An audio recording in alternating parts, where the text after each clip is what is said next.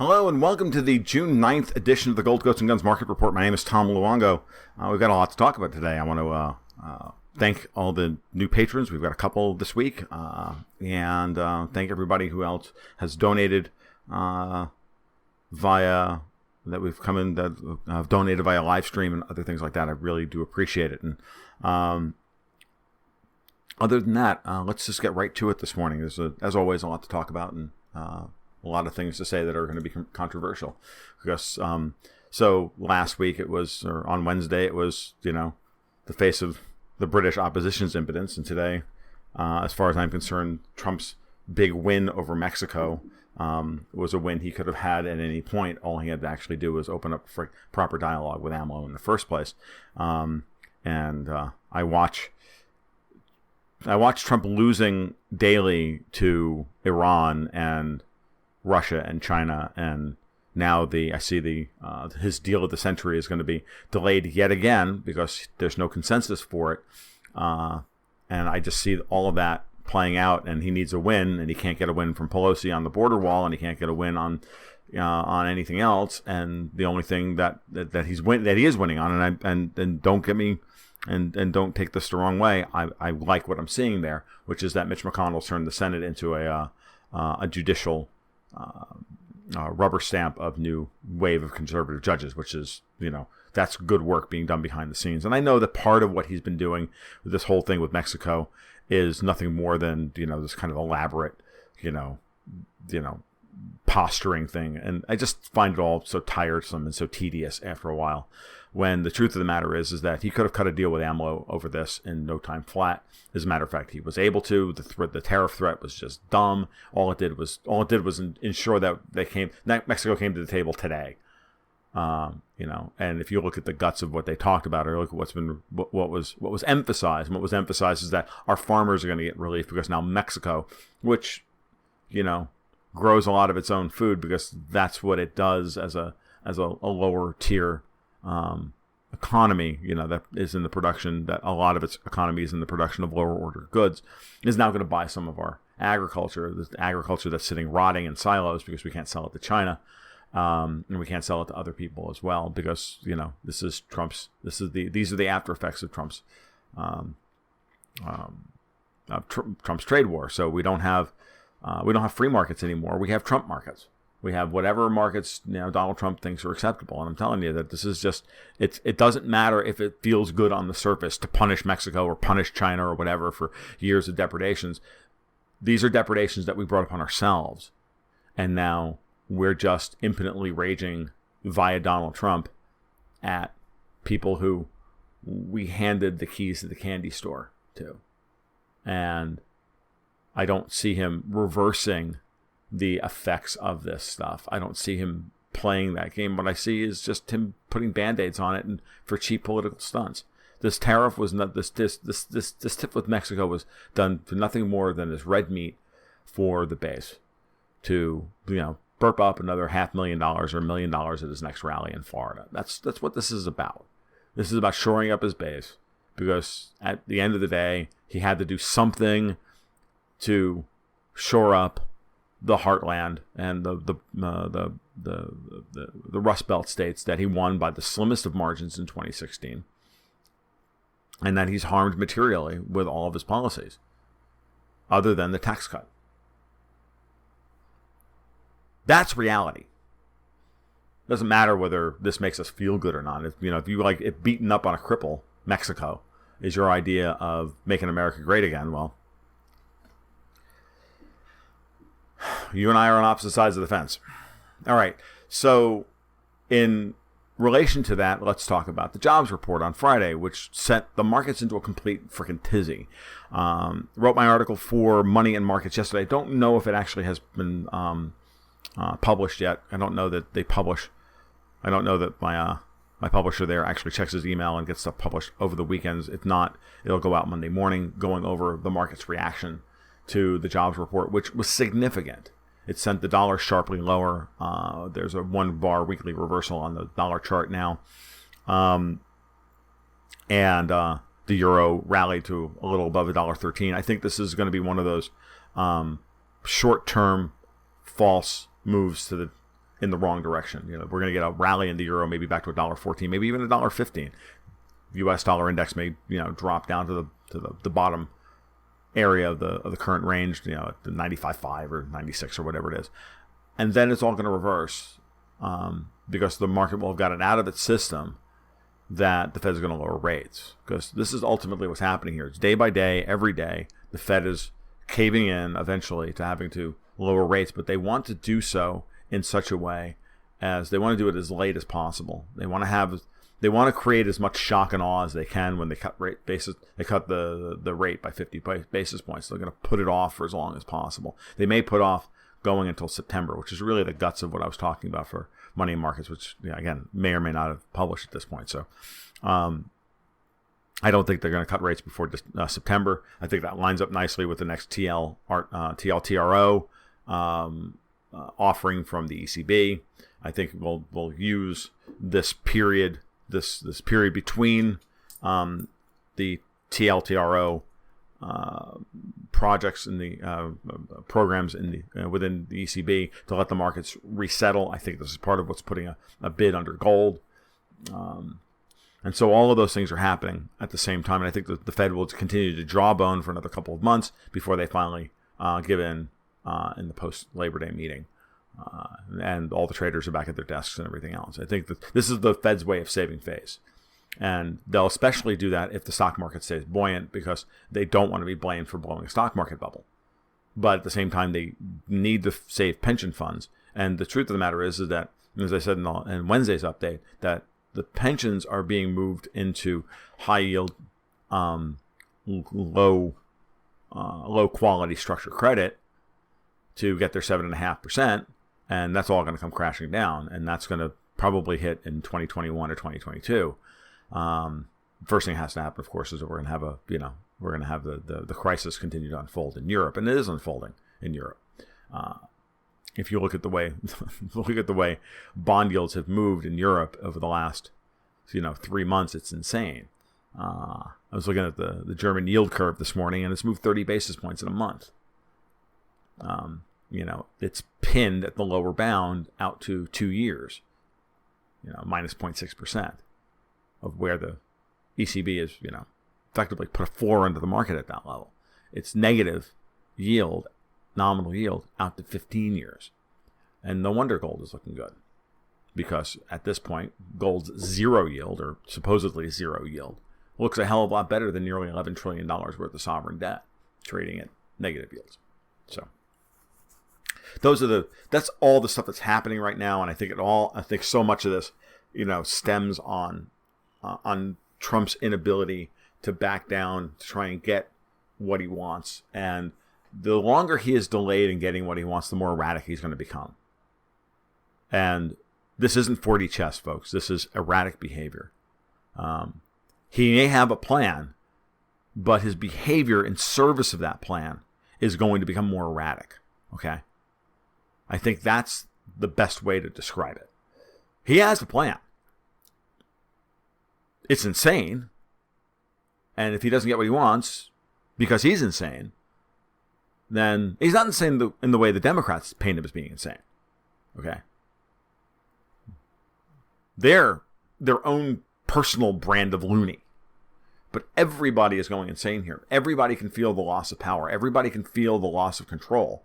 And people who need control and will not tolerate that loss, and then will act out in more and more irrational ways out of a lack of wisdom and a lack of self-control and a lack of self-discipline in many, many ways. All of the people that we talk about here on a regular basis have very, very poor self-discipline, and Trump chief among them. And that's what scares me. And it should scare you. I don't think the markets are discounting this enough. And that's the problem. And, we take off our rose-colored glasses here, and we have to assess what we have. And not go, well, but it could be this, and it could be this, and it could be that. No, it's not. It's like looking at the situation in Ukraine. I was reading some stuff this morning in the Donbass, and looking at the situation in Ukraine. The new President Zelensky has no authority.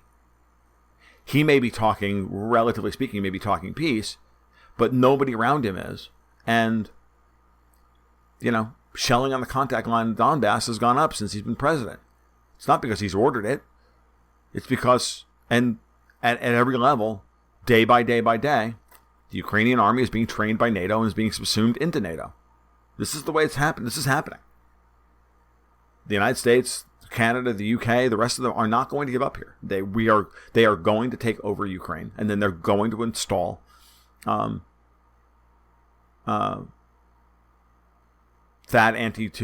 anti-missile systems and point them directly at Moscow. This is what's coming. It doesn't matter who's president, and Zelensky's not going to have any power whatsoever until he gets a parliamentary election. So between now and then, there's going to be as much poison pilling and as much, integration and as much sabotage as possible. And at this point, July's a long way away. And there could easily be a shooting war in Ukraine soon. The more you study it on the ground, the more you look at it on the ground, the more you realize we're not leaving. And that should scare you. And we're certainly not going to leave under Trump because Trump is too freaking impotent to actually act like president. He's just as trapped and just as impotent as Zelensky is. He's just as weak. Let's get to the charts. We'll get you out of here. All right, so let's talk about gold. So while gold didn't close above 1350, even though it flirted with it for a couple of hours on Friday, it did put in a new high for the year. That's significant. Anybody who thinks that this is a blip here in the price of gold, every other attempt at 1350, 1375 in the past 3 years has been very structured. A couple of weeks up, we move sideways. A couple of weeks up, we move sideways, and then eventually we hit the breaking point. We hit the resistance point. All the bears take a stand, and then boom, and then corrects. And that was this year back in February. And then, as we've said before, it only got us down into the 1260s, and then that's all been retraced in the last 2 weeks since Trump announced his tariff against Mexico. At that point, everybody realized that the man is insane. And I'm telling you, the markets changed sentiment with that announcement. And then the jobs report on Friday sent everything into a tizzy. Again, the narrative is breaking down. The narrative of strong U.S. growth, of strong U.S. economy, continuing to lift the world economy and keep it from falling into the crapper. Got news for you. That narrative's over. Trump loses that narrative. Trump is in serious, serious trouble. Now, he's riding high on political capital and rising approval ratings right now. And relatively speaking, he should have rising approval ratings. He's not doing a terrible job as president in relation to Obama, but he's not doing the job that we hired him to do.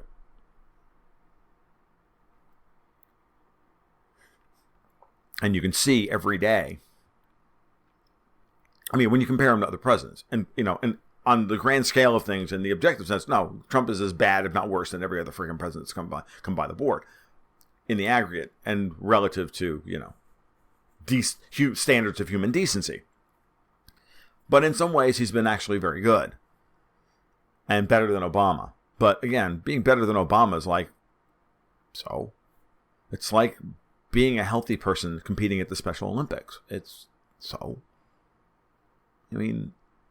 like being a man dressed as with lipstick on and competing against women. It's not a big win here, And how sad are we that we trumpet and how insane are we that we're trumpeting such minuscule victories?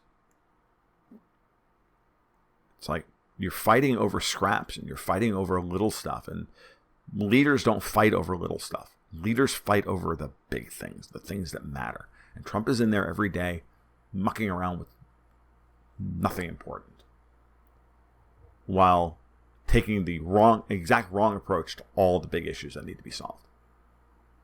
All right, well, whatever. So gold puts in a new high for the year by breaking the high set back in February. So that sets up a very interesting possibility. We have like 9-to-1 pot odds of a break of the previous high from this week, which would be 1352, which would set up an assault on 1360 and possibly even 1375. It's well within gold's ability to do that with a $15, every week we could see a change, an average weekly change from close to close is $15. It means from this closing, from this closing price to this closing price, which is an up bar looks like that, and from a down bar looks like this and this. But every day, every week, on average, an average move in gold, difference between closes is $15, and the range is only supposed to be 28. Well, from starting here at 1345, that puts us in the range. A normal week, normal volatility in gold will take us to 1375 if it's a purely bullish week. If we continue to push this higher. Now, I'm not convinced that we're going to do that per se, but it's within our grasp. In the same way, it's in our grasp to go back to 1320, right? Or 1315. But this bar was so strong, and this bar was so strong that even if we have a normal down week here, it's still within the range in many ways, even within the upper band of this upper half of this bar, and that's just setting up a sideways. That's just setting up the opportunity to trade sideways for a few weeks and then bust through 1375. It's important that we think about it in these terms. This was a significant move in the price of gold over these last 7 trading days. There's just no way around that. And in my mind, sentiment has changed, and sentiment has gone completely bullish. And I'm going to show you the chart of the euro price of gold in just a minute. But let's talk about Bitcoin real quick. Nothing much to report here on Bitcoin. Again, I don't quite yet have enough weekly data to start throwing up the volatility statistics. They aren't really all that interesting. They're still incredibly big, but they're falling. They're improving. I think I'm up to about 124 data points now. So we're looking at just over 2 years worth of data in that set, and it's still not. I just don't think it's reportable yet. So I don't want to cloud your thinking with stuff that's not really relevant. What is relevant is that yesterday or this morning at midnight, we closed above this low from the previous week. So this is not a reversal signal, even though this is a very bearish bar. And even though we opened up this morning and immediately traded down $200, Bitcoin is in a bearish state, but this reversal was avoided. So if we get in any kind of up move this week, even if it only goes back to 8,100 or so, that would still mean that there's no reversal signal. And all this is consolidation and profit taking. That's all that is. But that the bulls are moving in here and supporting this level between 7,500 on the low end and 8,100 on the high end. I'm not saying that's what's happening. I'm saying that if we get a move like that this week, then we can be assured that this area is holding them. There's probably not much of a chance to move back to 7,000 or even 6,300, which was technically be the breakout. The 6,500 area be the breakout area, going all the way back to October and November. So let's just watch this. This reversal being avoided here could be very significant from a technical perspective. Okay, that's all I have to say about Bitcoin this week. It was overdue for this kind of correction. Now let's see how it corrects is now what's going to be very important, right?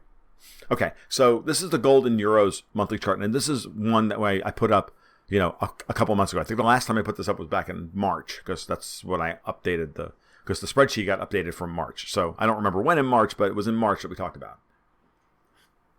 And there's a lot to unpack here. Since we haven't looked at this chart in 2 months, I'm going to review everything that happened. So for most of 2017 and into 2018 and into the latter half of 2018, there was a very strong pair trade between gold and the euro.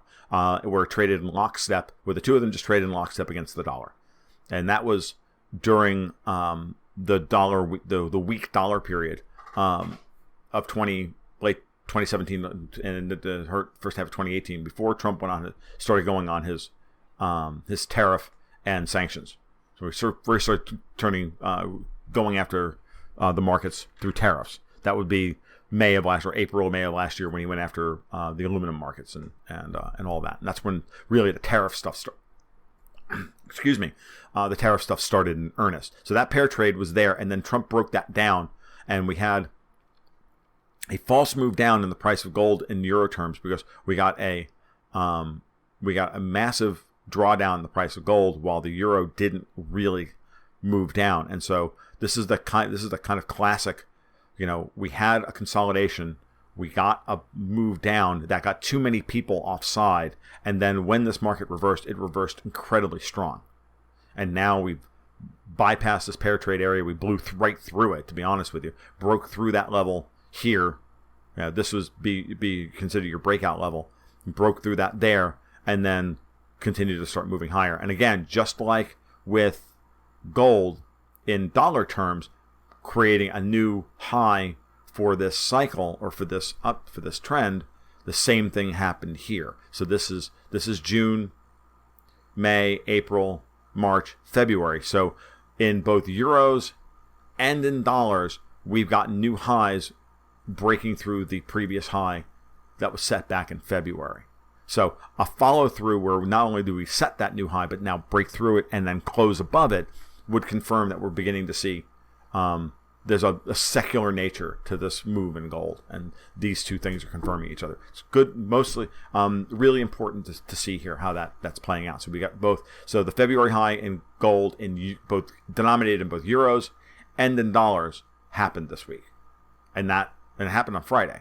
And other than some tape painting right into the end of the week, end of the close, because it was holding right up until about 3:30 or so, and then 3 o'clock, and then in the 4 o'clock hour, there was some selling back down to 13:45 before the market closed for the week. It was really, I would consider that tape painting, where they were just trying to paint the tape so that we didn't get a weekly close above 13.50 for everybody to write headlines about. I'm convinced that they moved the price of gold down by $5. I don't really consider it. To be honest with you, I have to sit here and go, yeah, the closing was 13.45, but the reality was it was going to be 13.50. But again, the market's not quite strong enough to overcome that effect, so that means that effect is still relevant. Doesn't matter what the effect is still relevant, right? So gold and euros, very strong, and confirming what we're seeing in gold and dollars. Okay, and we should expect that, even though the euro rallied this week. So it means that both gold in dollar and in euro terms is accelerating, is rising faster than than either of those currencies are. All right. And then, speaking of insane statements by markets, if I've done my job properly over the last couple of years to teach you how to read candlesticks, then you should look at the current weekly bar on the Dow Jones Industrial and know exactly what I'm about to say. Oh, look, a big, enormous, engulfing, bullish one-bar weekly reversal. The strongest type of signal I can ask for. Is there anything else really to say here?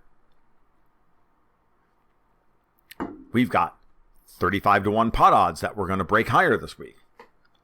The market is responding. They expect the Fed to cut rates at some point soon. The market is blackmailing the Fed to cut rates at this point with the way the yield curve is moving. So think about what happened on Friday after the jobs report. U.S. yield curve was down 6 basis points. The Dow broke through the previous week's high to close for the week in a very strong position just below 26,000. So positive yielding assets, strongly bid. Gold, putting in a new high for the year. Not negative yielding assets, right? Putting in a high for the year. German stocks were slightly bid, and so were or European stocks were slightly bid, and so were European bonds. Everything was buying. Everybody sold dollars. They had been holding on to too many dollars. People sold dollars on Friday in anticipation of a Fed rate hike and moving into positively yielding assets in some, relatively speaking, in the short term. That's what we saw. And it was crazy. And the lion's share of that capital did not go into the German DAX, and it didn't go into the FTSE 100, and it didn't go into Italian, and it was trying to go into Italian bonds. And I talk about it in my article. I talked about it in my article on my blog on Friday about how Italian 10 years were going to be down 20 basis points after Jerome Powell's statements on Thursday. And that was the whole point. The whole point of this was to create extreme calm in everybody's minds that, oh, well, everything's fine in Italy. Look at the bond yields. And then the jobs report hit, and bond yields in Italy moved up 7 basis points in an hour. So short covering, spike bottom, blow off top in price, or spike bottom in yield, more likely. So same thing here with the Dow. The Dow is now telling us that we're going to go back to. I'd be shocked if we don't test 27,000 again. Not just because, people can be in these markets for the wrong reasons, and there's going to be a lot of people who bid stocks on Friday because they saw it as an opportunity to buy stocks on the cheap in order to get good prices and good yield, and in anticipation of the Fed cutting rates and saving the U.S. growth story.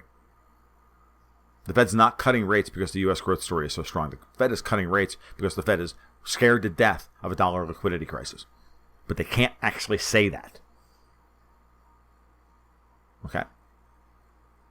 But that's what's going on. And the markets are responding appropriately. All right, so that's what I've got for you guys this morning. If there's something you want me to cover, as always, please leave a comment below. You know that I'm more than happy to entertain your questions, your comments, your needs. That's what I'm here for. Again, it always helps me to kind of shape these things. Otherwise, I'm going to go and do what I think is important. And while I think what I think is important, that doesn't mean that it's always important to you. And remember, it's ultimately at the end of the day, I may be driving this bus, but you're the one. But without y'all on the bus, then what's the point? So if there's something you want me to cover, just let me know in the comments below, or via DM on Twitter, or email, or I don't know, snail mail. You name it. I don't care. Just let me know, and I'll do it. All right, you guys take care. You have a great Sunday afternoon. We'll talk soon. We'll talk Wednesday. Keep your stick on the ice.